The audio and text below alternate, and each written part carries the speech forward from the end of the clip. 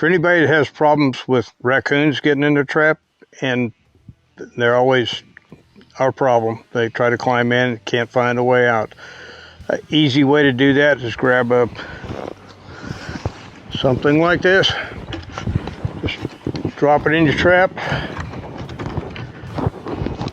I'll take a piece of baling twine or something like that and tie it in to make sure the pigs don't knock it loose. Raccoons can crawl right up and out and not try to chew their way out. So very good. Well, good luck with it.